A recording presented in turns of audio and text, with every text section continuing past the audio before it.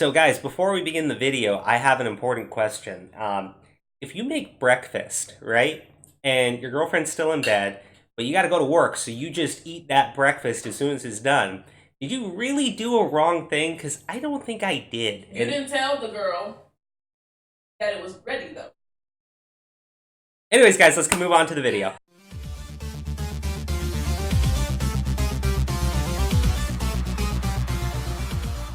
Welcome back! We are reading CBR, which has finally decided that the Joker movie is not a racist film, it does not promote gun violence, it's actually a film about toxic masculinity and all the bad stuff related to it. I'm not kidding, I'm telling you the truth. That's what this article says.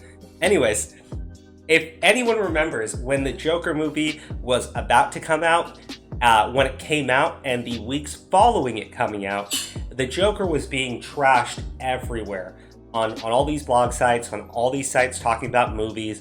Critics were just tearing the film apart, and it was over just the most ridiculous things. The craziest thing to me was the idea that watching the Joker was somehow going to promote gun violence, because if I'm not mistaken, I think there's 5, maybe 6 people that get shot in the film, and I think the Joker only actually kills 4 people using a gun, and 3 the article actually kind of provides an excuse for, even though they really shouldn't. But anyways, let's just jump right into it, because I think it's hilarious that after they've trashed this film, after they have slammed this film, after they tried to get everybody not to go see this film, now that it is the most profitable comic book film of all time, and mind you, did not need to release in China to do so, now they're saying, oh, actually, the Joker's the Joker believes the same things that we believe. and the sad thing is, they're probably not that far off, because at the end of the day, Todd Phillips is not a right-wing conservative dude. He's not, I wouldn't even call him like a middle-of-the-road kind of guy. He's pretty left-wing, and if you watch the Joker film, there's a lot of left-wing things that are in that film. Specifically wealth inequality, which is a big issue, more so on the left than it is on the right for that sort of debate, right? So I can see how you could watch that film, because I saw it too. It just didn't bother me. Like I said, it's a damn good film. Screw it. I don't care about these like little background elements that only enhance the story, because, you know, I've lived in a big city and I've seen a lot of that same stuff happen, right?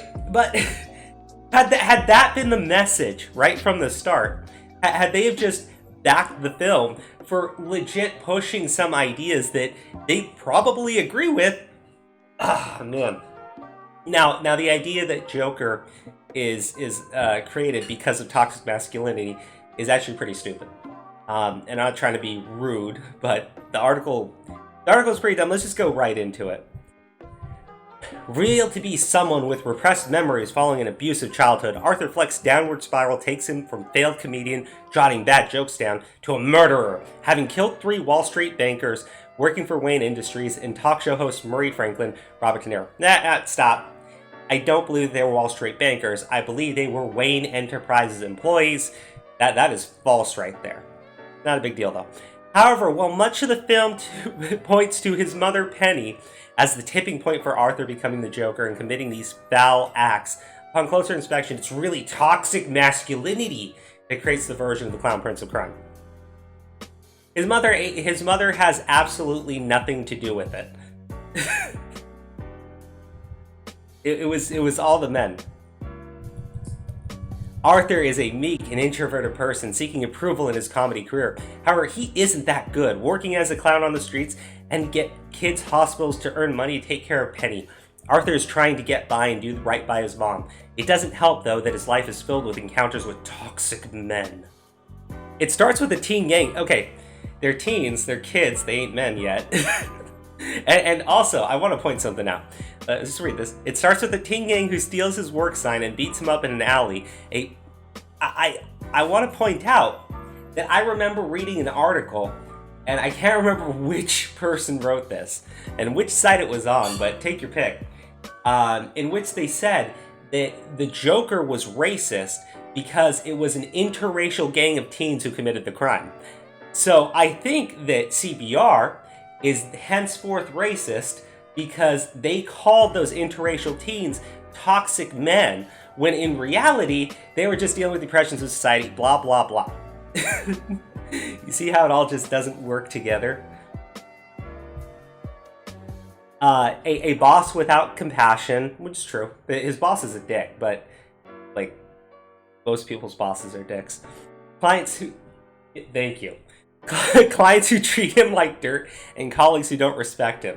The common denominator is they're all male, resorting to foul language and violence to assert power over Arthur, who's far from aggressive and often comes off as effeminate. I'll be frank with you, sometimes I come across as effeminate. Yeah, my girlfriend agrees with that one too. But, like guys, like the idea that it's all because of toxic masculinity, it really... Well, let's keep reading, because I got to get to the end of this article and see if they actually bring up what the Joker was actually about, or if they don't, or if they bring it up and just walk away from it to go back to their talking point. The men that really send him over the edge, however, come midway through the film with Arthur being assaulted by Wayne employees on a train after they harass a woman. Actually, you know what? This is actually a really good example of what you would call toxic masculinity. It's three dudes on a train who are harassing a girl. Now, Arthur's pummeled by them for laughing, a neurological condition from which he suffers, and in a fit of desperation, he pulls a pistol and kills the trio. Actually, no. In a fit of desperation, he kills two of them. He then hunts down the third one, who's trying to flee him and has already been shot, and executes him on the train platform. And from there, he feels freedom from everything oppressing him. But again, he hunts the person down to kill them. And it's because they are mean. Everybody is mean. He says this in the film. Why is everybody so mean? He doesn't say, why are all the men so mean? It's everyone. That's the point of the film. Like, nobody is a good person in the film. Thomas Wayne is another toxic male, possibly, one who comes from a place of privilege. He does. He punches the comedian for inquiring about whether or not he's Arthur's father. Wrong. Wrong. He punched him because he put his hands on his kid. And I think that's actually pretty understandable. The thing is, I actually thought when he approached Thomas Wayne, Thomas would beat the crap out of him, like standing right there, call security, brush him off. He tried to have a conversation with him. Now, one thing though, this one pointed out, and I'm pretty sure the people who wrote this article, who maybe watched the movie like one time, didn't actually understand, is that the conversations Arthur has with people are not actual conversations. What I mean is, they are not being played out the way they're represented in the film. Arthur is clearly suffering from a mental disorder, or several mental disorders, and he believes he's having conversations with people when he's not actually having them. The biggest hint would be when you see him at the start of the film, and he's still on his meds, and he's kind of just in his own headspace, laughing to himself, kind of smiling, while the therapist is reading his notes, trying to talk to him. Later, when he's off of his meds, he's having this full conversation with his therapist, but the therapist isn't responding to what he's actually saying. The idea there being that you can't actually trust the conversations in the film. This is something that's pretty deep, and you need to think about it for a little bit. So I actually fully understand why CBR, it just went way over their heads. Anyways, Thomas curses him on the way out, reminding him he's beneath the elite. I believe he cursed him on the way out, saying, "You better not put your hands on my fucking son again, or I'm gonna kill you." I believe that was exactly what he said. I don't think he said anything to him about him being a drag of society or some bullshit like that, but whatever. Another case of a man who resorts to his fist instead of a conversation. Look, I'm not a father, but if I had a kid, I'd probably beat the crap out of somebody who just put their hands onto him. Like, I think most parents should act in a more overprotective manner. If you see somebody put their hands into your kid's mouth, right? Like, I'm not trying to be mean, but like at a certain point, you should respond with some sort of force if someone sticks their thumbs into your kid's mouth. Just, you know, I'm sure somebody's going to disagree with me for not being compassionate or something, but come on, there are limits, people.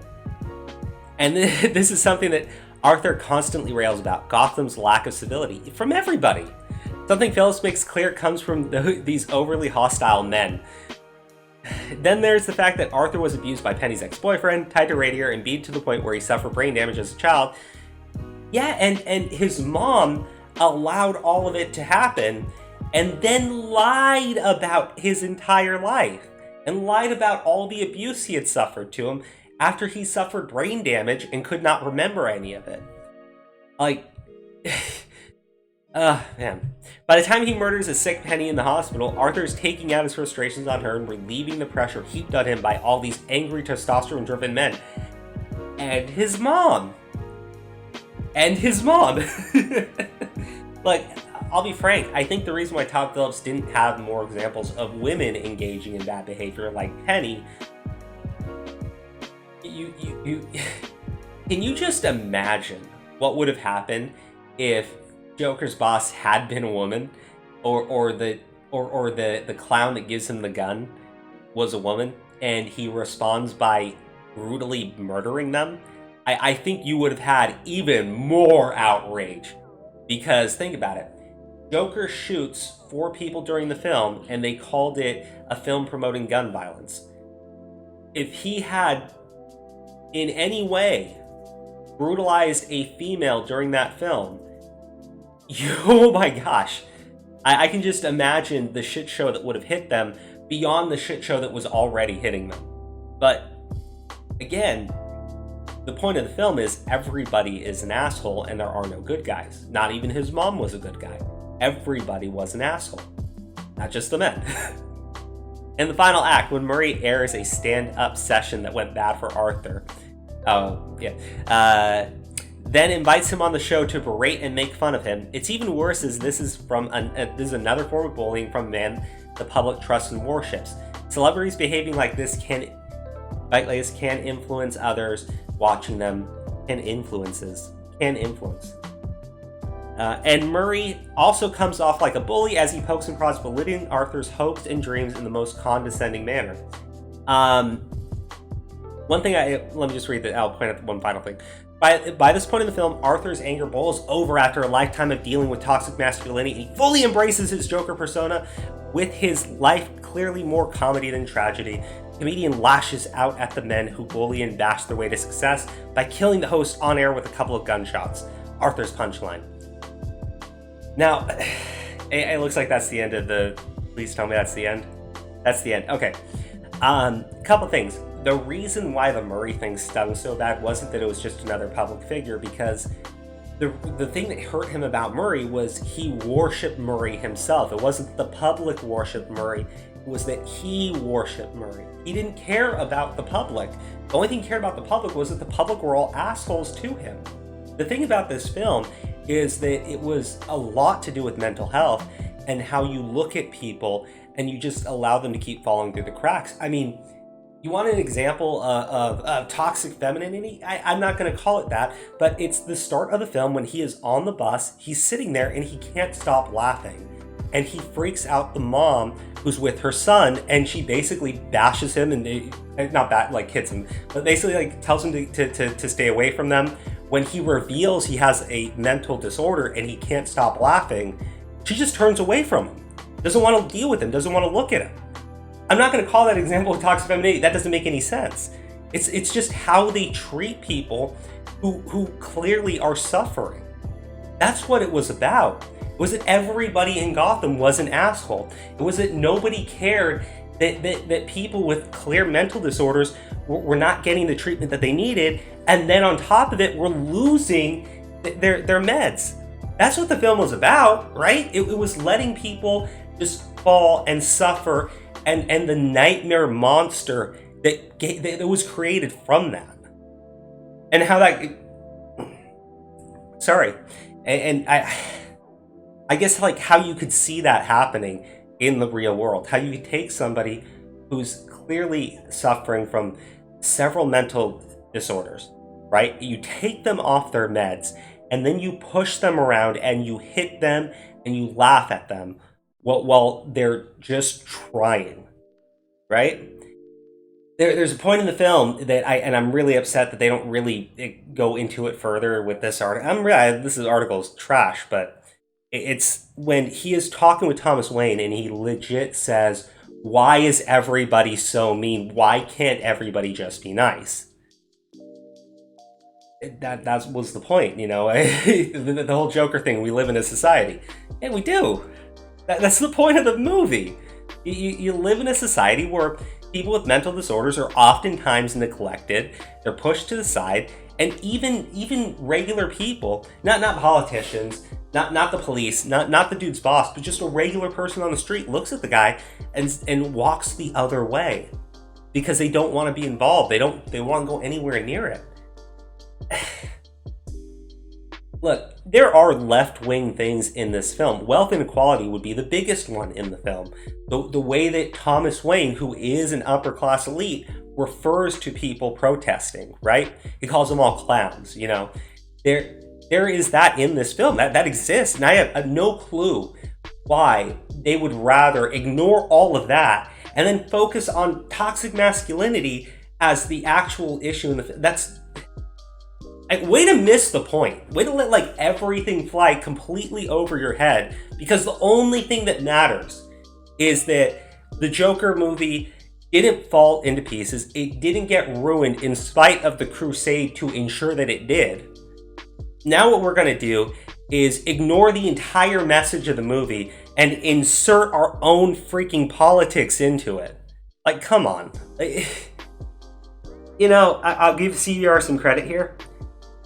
Because this is kind of what I refer to, that everybody refers to, that we all refer to as rage baiting, where they post something really dumb in order to get people to click it, just to slam it for being stupid. I'd really hope that people didn't waste their time doing stuff like that. But come on, how do you completely miss every single message in this film? The Joker is an amazing film. I think everybody needs to see it. But if you cannot open your mind, if you are only looking to justify your narrative and insert your own crap into the film, you're missing a really important message. And you know what, guys? I don't have anything else to say on this one. Joker was an amazing film. It's the most profitable comic book film of all time. And it never had to release in China and censor certain things out because, you know, China's authoritarian and fascist. Whereas Disney, the most overly inclusive, super diverse group of people, well, they have no problem censoring their films in China. So, you know, I just thought I'd throw that in there at the end. Go see Joker. Buy Joker as soon as it comes out on Blu-ray. And remind people like CBR and everybody else who now wants to go ahead and claim that somehow this movie represents them. Remind them of all the terrible things that they said about the film, about all the terrible things they said about Todd Phillips and Joaquin Phoenix, and all the terrible things they said about the fans who wanted to go see the film. Remind them of all of that crap. And then when they're willing to say, hey, we were wrong, our bad, just that. They don't have to full-blown apologize to go like, hey, man, we were a little bit wrong here. Then I will respect your opinion on literally anything else, when you can just acknowledge that you were wrong about this film. Anyways, guys, that's the video. Please like, subscribe, comment, share it. Please share the video. And if you can, really awesome thing you can do, go to this link here, patreon.com/DNACrows. Very cool. I'm going to show you this really fast. You can become a Patreon for only $1 single. And as we can see here, we have our great patrons. Matt, Austere, Censorship, Dank, Lord, Charizard, Max, who legit has the best name of all our sponsors, maybe 3. Devil Hunter, Nero, and _, all lowercase, _1. Waffle Nerd. Underspace underscore? Waffle Nerd. My grammar's terrible and I don't actually know what symbol that is. I'm a failure. Alright guys, bye-bye.